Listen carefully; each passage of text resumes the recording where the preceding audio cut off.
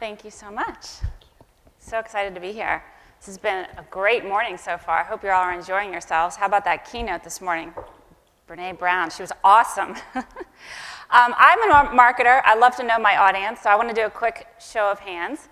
Raise your hand, please, if you are a marketer. Woohoo! Raise your hand if you're in sales. Awesome. Love you guys, too. Raise your hand if you're something else. We got a few outliers. Okay, cool.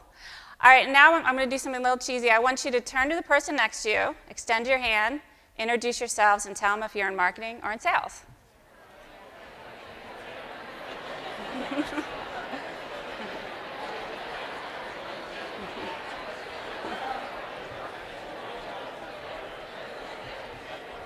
All right, I'm on the clock. I'm on the clock. That's good. I want you to have fun, but not too much fun. Okay, this is what it's all about, right? We heard Seth Godin talk this morning about making connections. What I'm going to talk about today is all about connecting marketing and sales in a great way to produce awesome results for your company. And this is where it all starts. It's all being willing to stick your hand out, say who you are, talk about what you love to do, and get really excited about working together. So I have my presentation today is all about sales and marketing alignment. It's pretty much broken down into 3 sections. I'm going to first talk about some of the trends and ideas that are driving this sort of frenetic need for marketing and sales to work together, what's behind that stuff. And then I'll give you a little glimpse at our story at Celerity and how we built the marketing function there using inbound and outbound strategies, and I'll go over my top 5. So a quick story to start. I know we all love stories. So I've had a bunch of open positions on my team recently, and I've been doing a ton of interviewing. Labor of love, right? It's been great. I've been able to meet tons of awesome candidates, and most recently had an opening for a digital marketing manager position, and had some fantastic candidates. Had one woman in particular whose resume was perfect. Her background, her experience, her skills, everything just lined up perfectly for what I was looking for. Brought her in, started the interview, was really excited, seemed like a great cultural fit with our company. Again, her background was looking to match up. And then I got to the portion what I call the sales IQ portion. And I asked her what the current revenue of her company was, where she worked at now. She sort of paused for a second. And then she threw out like a range. And I was like, okay. Then I asked her what the typical deal size was for sale. Again, sort of a little flustered, paused, threw out a range, but really wasn't sure. Third question is the average sales cycle. Like, what's the duration of your average sale at the company? Had no idea. Which made me think, if you don't like sales, and you know absolutely nothing about sales, or you're not interested in learning anything about sales, you're probably in the wrong profession. Right? Now, this is a woman who had a really strong marketing background, but was siloed within, unfortunately, within a very large organization where she was simply working on cranking out marketing campaigns day in and day out and day in and day out, and had absolutely almost no interaction with sales. It's unfortunate.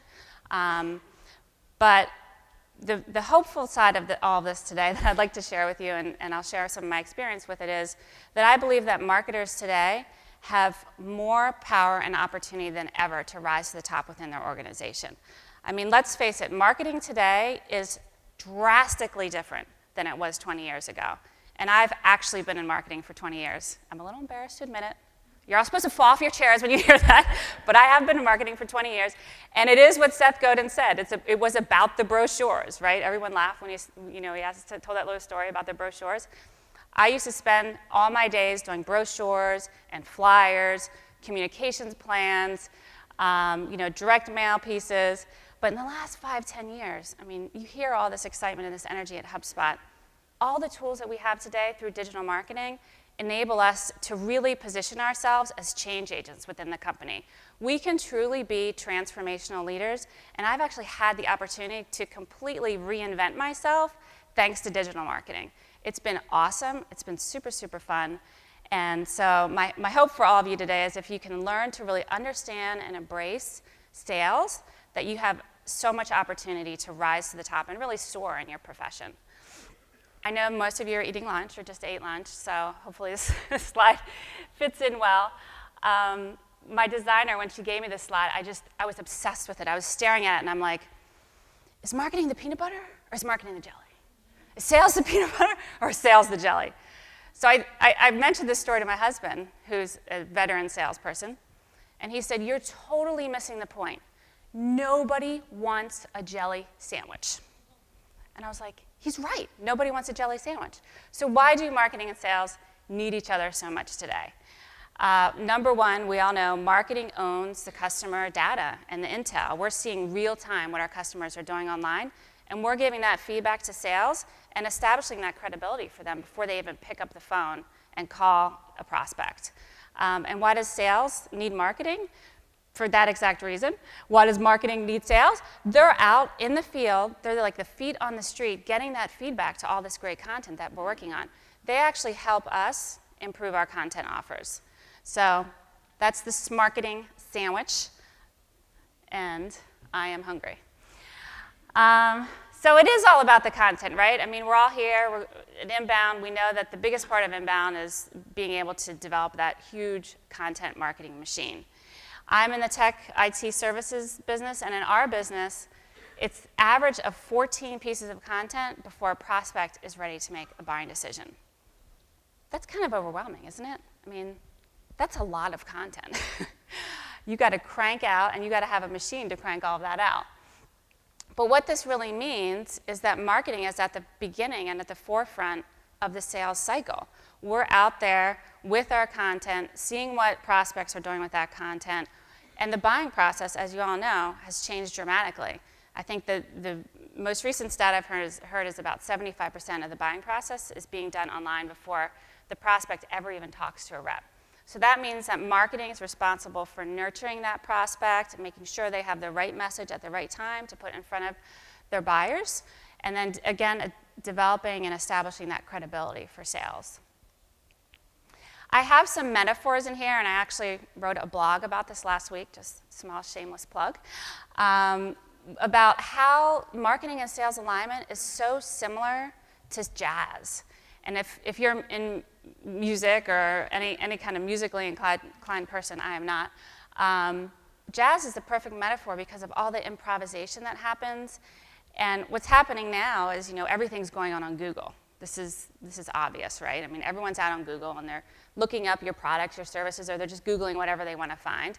And it's real time, and it's happening quickly.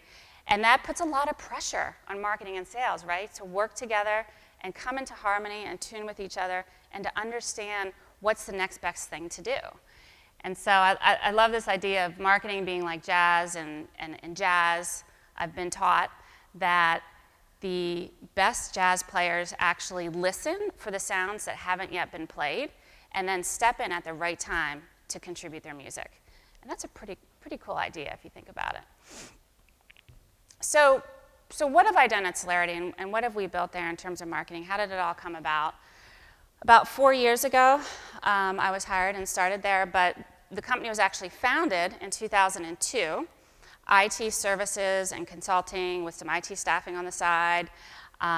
Great group of very savvy entrepreneurs, extremely talented and opportunistic sales team, not yet any marketing at the company, but from 2002 until 2009, they experienced 30%, or actually 2002 to 2007, they experienced 30% compounded annual growth rate just based on this, complete opportunistic, die-hard sales strategy, some great entrepreneurs and smarts, and really reliable relationship selling.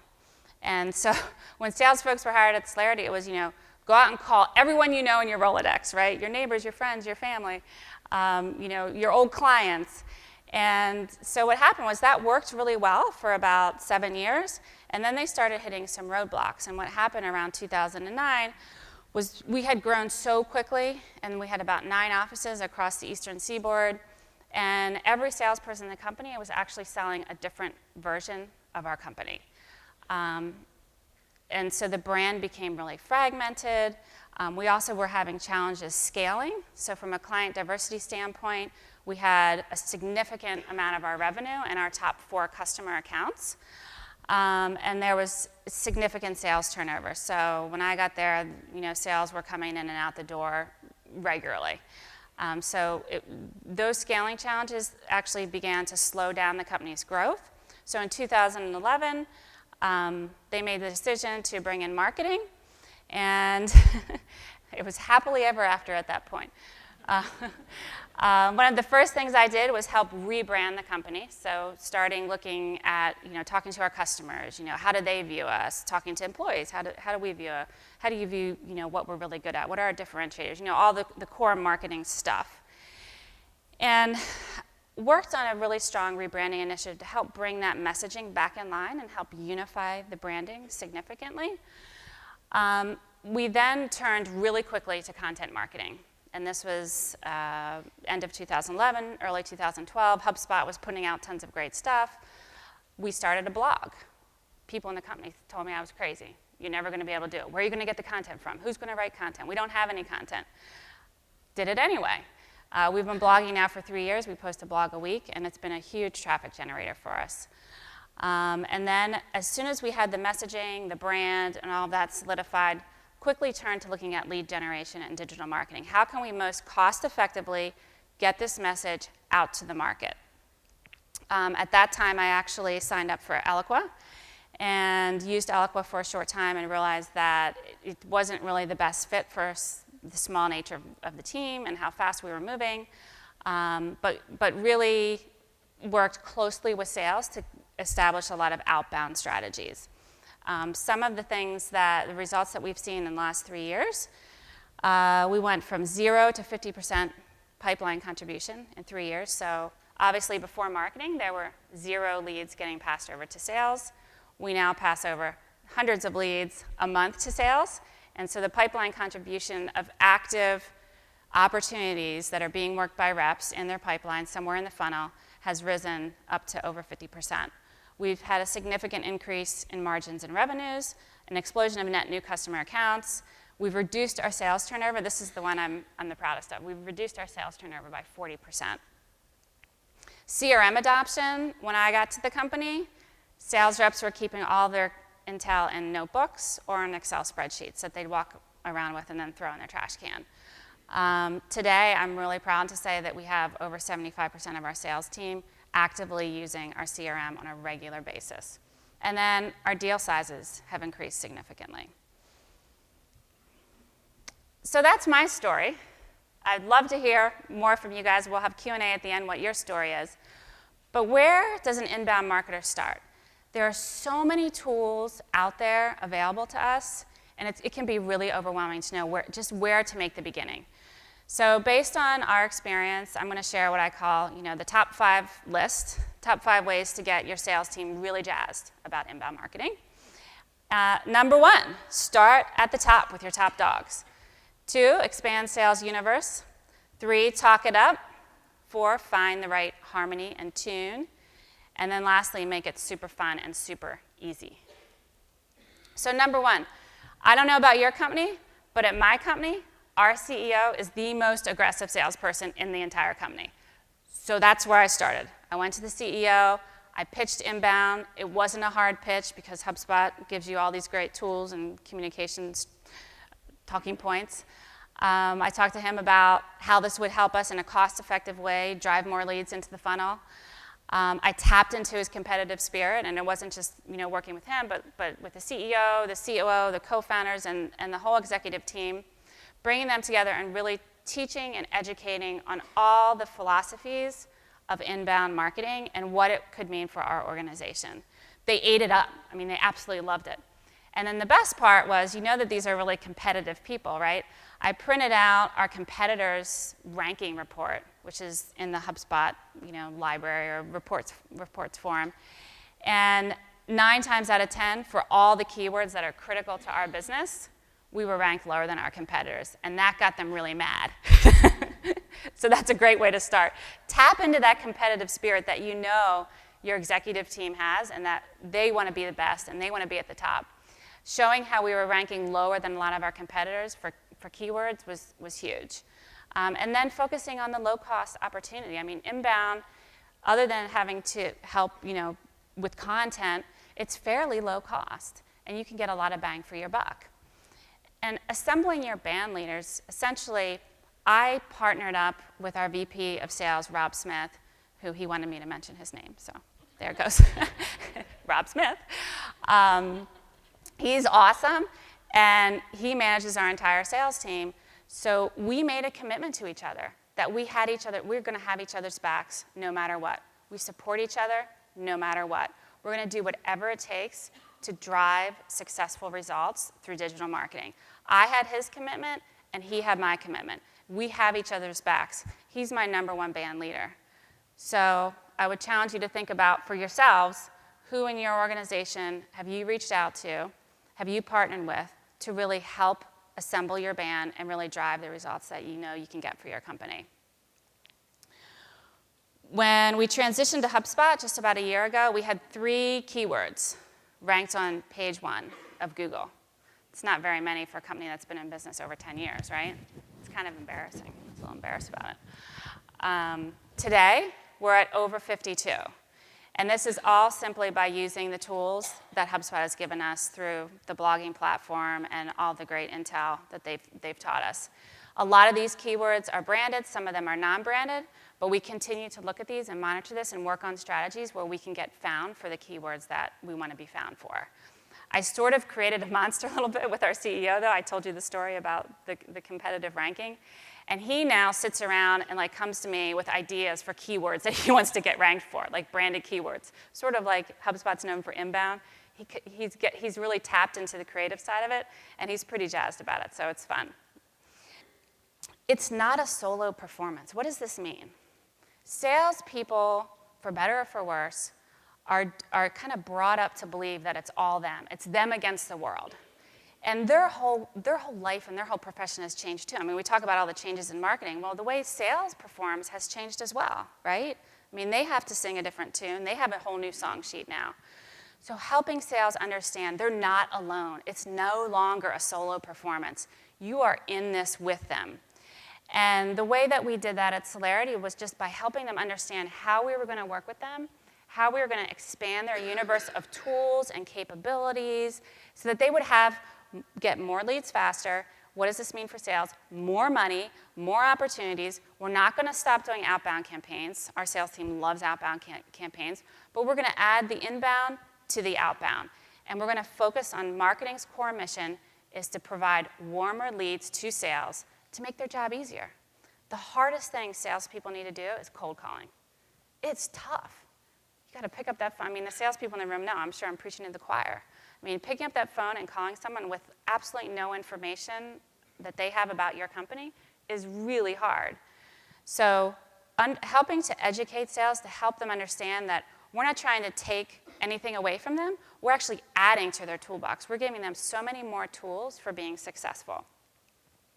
So I kind of scripted this up because I thought it was an interesting way to look at sort of the old sales universe and the new sales universe. And I like to think about it that marketing has expanded sales universe the same way sales has expanded marketing's universe. In the old school sales, the whole MO was, prospecting, cold calling, pounding out emails, making sure you're taking care of your clients and your customers, and then rinse and repeat, rinse and repeat, rinse and repeat. Now, there's so many more things available to salespeople. And we've done lead gen launches where we help educate sales on what does it mean to be an MQL? What does it mean to be an SQL? My VP of sales looked at me and he said, you know what that is, Jen? That's a warm lead and that's a hot lead. So we call it warm leads and hot leads when we talk to sales. We use their language more than we use marketing language. They still know that in the system we've got MQLs and SQLs, but we really try hard to use sales language and not get too technical about marketing speak. We talk about the inbound leads. We explain how we can research those and look in Salesforce and look in HubSpot and see the genesis of those leads, the path that they've taken. We talk about content offers. That content is out on the website for a reason, and it's to educate your buyers, to warm them up, and to get them ready to talk to you. And then we talk about form submits. They love seeing all the form submits that come across. And the buyer's journey. We went through the process of explaining how HubSpot takes the 3 stages of awareness, consideration, and decision. And we broke that down. We started aligning content into each stage, and we started explaining to them why you don't do outbound campaigns with a consideration asset to a new prospect. We talked about personas, and we've started doing personas. And so there's just so much more stuff out there to make them successful that what sales rep wouldn't want to do this? Really, I mean, it's awesome. This one I actually really struggle with, talk it up. I mean, I'm a huge communicator. Don't get me wrong, I love to talk. But my boss, the CEO of the company, was really encouraging me to kind of, get loud about the successes that we had originally and the best practices and the things that we are experiencing. And it wasn't even always, oh, look what happened. We did this great thing working with sales, but also talking about some of the failures that we had. And so we've used a lot of different communications strategies, and we keep it kind of fresh, and we roll with it, and we change it up as often as we need to. But we attend every single weekly sales pipeline meeting, and that's, my entire team in marketing attends the sales pipeline meeting on a weekly basis. On a monthly basis, marketing actually runs the sales pipeline meeting, and we run it, and we ask the sales folks to highlight their top 3 opportunities that came through marketing influenced activity. And then we get more granular, and we ask them to explain, if it was an inbound lead, what was the keyword that caused that to come in, and we help them with their homework. I also have one-on-ones with the EVPs of sales once a month. It's a brutal day, but literally through a whole day, sit with the salesperson and the EVP, and we look at all their lead activity, their hot leads, where do they need more to focus more time, and what's the marketing strategy that's going to help them meet their sales goals. We have tons of other programs we do. We love to do happy hours with sales because sales loves to party, right? Right, salespeople? Do you love to party? Yeah? Yeah? Okay. It's really important also, and this is, I want to introduce John. John, stand up and say hi. This was my first early, give a round of applause to John. John, hi, John. You guys have after lunch malaise. He was my first earliest adopter. He was new to the company coming in, and he embraced all of the marketing and sales programs that we were setting up at the time, and he's found tremendous success. He told me the other day he's the only sales rep that has gone repeatedly 3 consecutive years in a row on the President's Trip, and he's found the success by working with marketing, fearlessly working with marketing. He's made us look fabulous, and we've made him look fabulous. So talking up those success stories, making sure people understand what you're doing. We also have some fun stuff we do. I know this is going to be a little bit hard to see, but it's we have our sales team in an email campaign. So every week or bi-weekly, we send out an email to our entire sales team, which is now a little bit over 25 folks. And we highlight all of our content offers. This is actually a template I stole from HubSpot. We highlight our content offers, and then right in that email, there are links to tweet the content offer, to post the content offer on LinkedIn. We have all the links to the emails, the landing pages, all the assets are right there. So it's a one-stop place for them to get all the information that's going on in sales and marketing. And I put this little phrase at the bottom, don't be afraid to embrace corny slogans. Because what I really love about Rob, our VP of Sales, is that he loves these little corny slogans that he says all the time. And the title of this email is actually Revenue Showers Bring May Flowers. So we're obsessed in marketing, right, with coming up with cool subject lines. And you definitely need to come up with cool subject lines to get sales folks' attention. I mentioned earlier the 2015 lead gen launch that we did. We also created this lead gen survival guide, which again, I meant to bring copies, but I can if you're interested in looking at it afterwards, I can bring it up. And it essentially was 11 by 14 laminated menu, and explained all of the inbound concepts, the buyers, you can see the buyer's funnel there, and just explain the lead scoring system. And we provided in a really easy format and very easy to digest all the different things that we were working on together. And this is something that they all post at their desk and they refer to all the time. We've got the lead scoring system on the back, the SLAs, and all the different life cycle stages as well. So how do you get in tune with sales? Too often I talk to marketing people and they talk about sales like this, like they kind of are gritting their teeth and they don't really want to admit that they're gritting their teeth. But I can tell that there's this sort of tension that a lot of marketers feel when you ask them about working with their sales team, which is rather unfortunate, I think. And so I encourage marketers to get out from behind their desk, to reach out and walk 1,000 miles in your salesperson's shoes. Follow them around. Go to customer meetings. Sit in on prospect cold calls. Listen to how they pitch their cold calls and how they pitch their messaging. Be creative. It's really important, I think, that we can sometimes get stuck in a rut and forget that salespeople have a really hard job. So getting out there, following them around. One thing that we did that really helped a lot was we moved our offices. So the marketing crew used to be actually in the operations side of the office. And about 2 years ago, we moved down, and we had a chance. Everyone was moving offices. We had a chance to move. We moved, and we actually are sitting right pretty much in the middle of sales, which it sounds like kind of a little thing, but it's that kind of little stuff that actually helps interactions and helps you have that ongoing dialogue that you need to have in real time, all the time with sales, and it's just done tons for our relationship. So find that right harmony and get in tune. Part of getting in tune and finding the harmony and understanding sales and embracing sales is, I think it was Aldous Huxley that said, to know is to love, right? If you don't really know and understand them, you probably aren't going to like them. And mostly, I think we're marketers in here. We're obsessed with personas, right? We love personas. So I thought it'd be a fun exercise to put together a persona of a typical salesperson. So this is just in my organization, although I'm going to go on record and say it's probably, for most successful salespeople, this would probably ring true. Driven to succeed. These are incredibly hardworking, competitive, driven people. A good example of that is John told me a couple weeks ago that he had one prospect that he was chasing down. It took 27 touches before he got a meeting with that person. 27. That's a lot. So there's a lot of persistence there. There's a lot of hard work. There's a lot of grit that goes into sales. They tend to have really strong family bonds and a lot of strong family loyalty. It's really admirable. And these are people that put family first for the most part. Problem solver. They're very curious. They like a challenge. They like to figure things out. And so problem solving is, in our industry, very important because we're in IT services and consulting, and there's always challenging situations. One sale is never like the next sale. And these folks are super smart and really helping the customer move their business forward by coming up with unique solutions to their problems. Resilient and positive.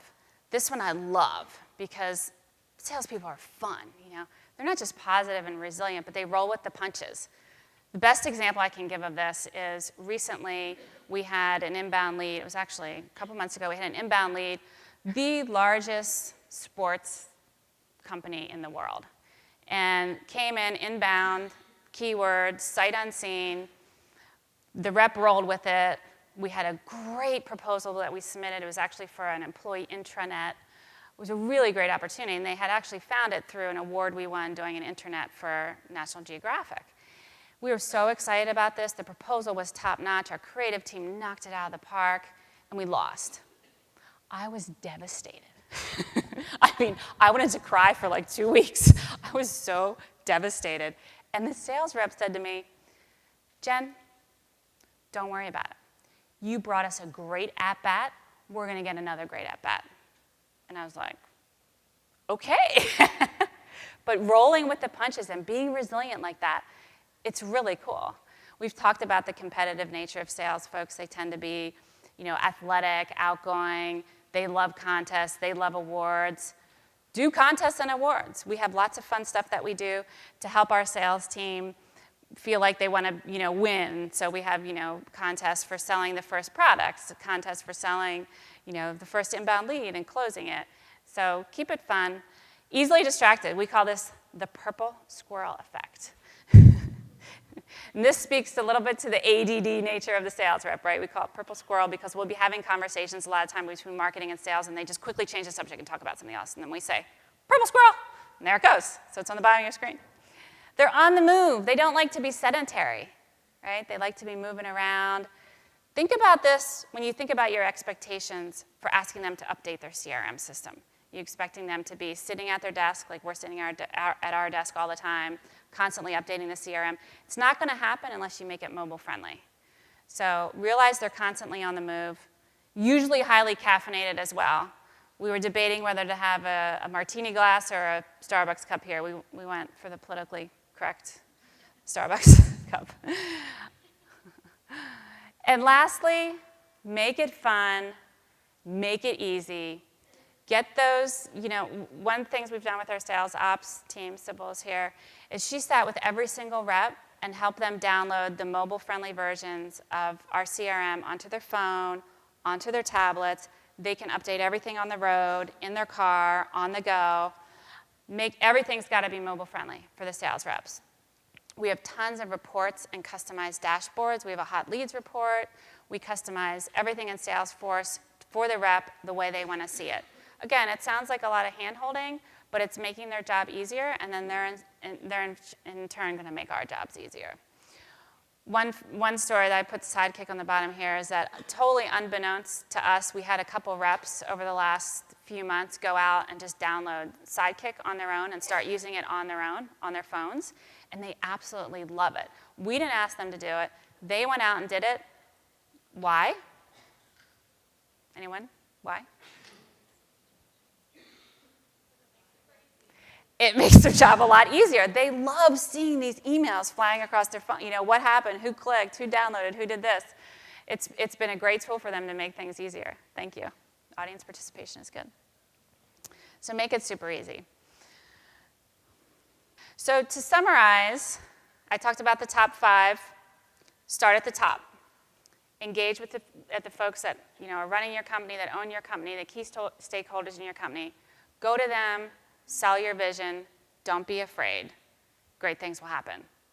Number 2, expand sales universe. Talk to them about all the tools and capabilities and how you're going to make their job so much easier. 3, talk it up.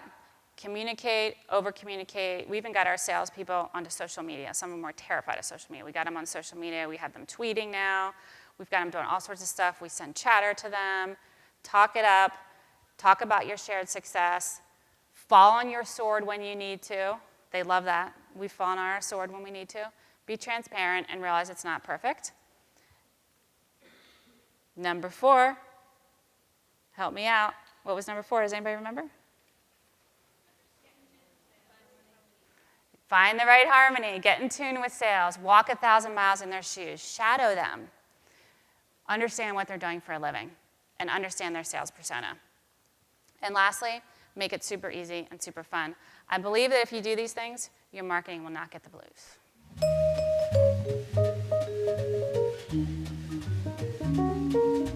And we have Q&A. I really hope that you all will ask us questions. My team's here. If you want to ask sales questions and validate anything I said, you can do that here. Thank you.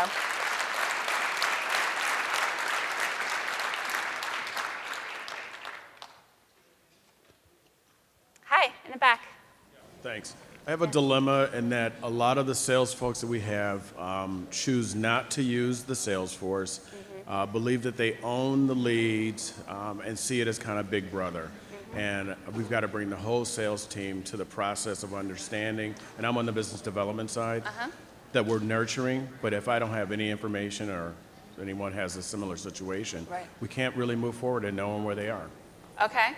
So we had a similar challenge, and what I did was I essentially did a business case. I calculated how much we were spending on our CRM per year, which was a significant amount of money. I took that to our CEO, and I said, here's how much we're spending on our CRM, and here's how many people are using it. We had 3 people logging in once a week, essentially, and we had 25 licenses.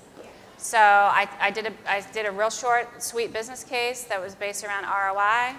And I said, my strategy for getting sales teams to use the CRM more is to put something in there worthwhile seeing. And if they're seeing prospect activity and engagement in the CRM, then maybe they'll want to use it more. Okay, thank you. And that is effectively what happened. Thanks. You're That's welcome. helpful. Thanks for the question. Hi. Hi. In the introduction, they said you use Agile marketing. Yes. And we do too. How do you involve sales in the Agile marketing process? Do they come to the reviews, or do they help you prioritize your backlogs, or how do you involve them? Yes, great question. I'm so passionate about I know, Agile me too. marketing. Yeah, I love it, love it, love it. Actually, our sales ops manager is here. She comes to our daily stand-ups, and she represents sales in our daily stand-ups. And so we do, 10, 15-minute every day stand-up, and we go over the sales pipeline, campaigns, everything that's happening with sales. And that really is the glue that helps keep us tied in with sales. And then, like I mentioned before, I meet with the VP of sales every week, one-on-one. So he doesn't come to the stand-ups, but he's part of that process. And then he also participates sometimes in the sprint reviews. Yeah. I have a Thank quick you. question on the right, the other right. There you go. Hi. Hey. Oh, my So- left. Yeah, your left. Yes, So hi, sir. you mentioned your blog was an important traffic driver for your website. Could I'm you sorry? talk? You said your blog was an important traffic driver for your website. Yes. Could you talk a little bit about subscriber growth and whether or not that leads to new leads and bookings from the blog? Sure. Our blog stats continue to just go through the roof. Every year, they're like doubling and tripling. So I believe it's right now, I'd have to check, I think we're about, the blog is 30% of the traffic overall on our website. To be completely honest, in terms of tying that into leads, we haven't been able to produce significant opportunities directly from the blogs, but we know that our prospects are looking at our blog, so it's more of a nurturing tool for us Got it. than straight out lead gen. Thank you. Yeah. Appreciate it. Hi. Hey there. I'm sort of stuck in which comes first, the chicken or the egg. Okay. So you're talking about this great first presentation where you sold your CEO on this idea, and there was a question over here about that. How much did you have to prove that you had already achieved success? So our stakeholders, they want to see proof that it will work for us before I get approval to proceed. Yeah, yeah. Any suggestions? Yes, it's a kind of a 2 or 3 part question, but Yeah. what we did first was I built outbound first, and outbound was successful, and that helped build the credibility for marketing to then try other strategies and more investments like in inbound and SEO. The second part of that I'm losing, but I wanted to say, what was it? How much did you have to prove concrete successes, chicken and the egg? Right, so the way our leaders work is they want to look at what the competitors are doing and what some of the leading companies in the industry are doing. So I think getting together those use cases of what bleeding edge companies are doing and bringing that to the table really helped as well. And that's something that I did. I went out and I said, it's clear our competitors are crushing us in SEO and inbound. Crushing us, it's not even funny, We are so far behind. And so you have to be very diplomatic, right? But you also have to be a little bit manipulative, right? Because you have to make them realize in a gentle way without embarrassing them or making them feel bad that this is an area that needs investment. Our competitors are doing it. Leading industry companies are doing it. Here's the results that they've seen. And we had to go blindly on that initially. I had my sales reps from, Eloqua and HubSpot give me the results that some of the companies in very similar industries to us, same company size, had seen. So, Yeah, thanks. so I hope that helps. Hi. Hi, I am a mid-level marketing manager, and I Awesome. see I love mid-level marketing managers. I see the need for the handshake between sales and marketing. Absolutely. There is a big fracture between our VP of marketing and our VP of sales. They don't even meet on a monthly basis. So pushing things forward, how do you suggest I drip that upward to make them kind of mend the relationship a little bit more? Because I need buy-in, because when I go and report on Right. things, she doesn't want to hear about sales. She doesn't care that I'm meeting with them. So just kind of those things. Right. Create your vision. Create a plan. I mean, if they're not getting together independently, that's in itself a problem, but that doesn't need to stop you. Honestly, I would encourage you, the same way Brene Brown did this morning, be uncomfortable, but go to them and sell something. Whatever strategy you think it is that's going to move your business forward, think like an entrepreneur. You own that company. What is going to move your business forward? And go and pitch it. If you keep getting resistance, then there's other companies. Hi. Hi. So I'm quite lucky in that the senior management is really bought into this whole process, and so I just started at my company 2 months ago to build it in. Okay. What I'm concerned about is that these kinds of things take time, and so I have a sales team that's sort of kind of excited about what it is that we're putting together, but it goes a long way from having completely cold calls, you know, to actually getting MQLs. It takes time to nurture the database. So what sort of time expectations did you set as you were pitching these ideas and campaigns and the whole process? So early quick wins are important. Small wins, but early quick wins are important. In terms of timing, I think it's really important. I mean, this all is not, there's no magic bullet, right? There are some silver bullets, but there's no one magic bullet, and it's going to take time. So I think it is important to set expectations that it takes some time, particularly with the inbound stuff. It takes time to propagate and rank in the search engines. Outbound can be a little faster. We had some really quick early successes with outbound, and that helped build that credibility to give them the faith to continue on with us. So I think setting expectations is really smart. I think, you know, a year, you should say a year before you're going to close a major deal. Okay. But we found some pretty early successes, and we would jump and shout and clap just about setting meetings and getting new opportunities through those deals. So again, make sure that you're promoting yourself as you're getting those small wins, and that will help lend that credibility. Thank you. Yeah, good luck. So thanks for the presentation. I had a question on the salespeople. You mentioned you have warm leads and hot leads. And salespeople like hot leads, but they don't always follow up on warm leads. And I was wondering if that's been an issue for you, how you've dealt with it, and if that's the same role that calls on warm leads as hot leads, or if that's different roles at your company. Do you want to answer that one? So John is our director of sales, but we just went through a transition. We have kind of like inside sales folks that are more like, we call them account managers, and then we have senior sales executives. And so yes, we do have different roles, but not based on MQL and SQL. We use the more junior account managers to call on more of the MQLs, but they're going to call on SQLs as well. We actually don't have a lot of problems with sales following up on leads. I mean, they like to follow up probably before they should. Like, they follow up on everything, and we love that too. We encourage that. But we don't separate out like an MQL from an SQL and who does which one. I think that might be like too much minutia.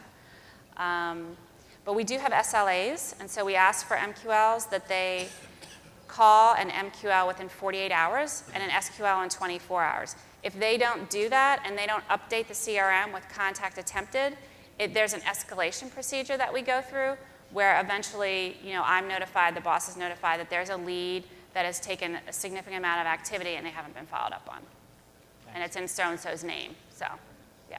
Thanks. Big brother system.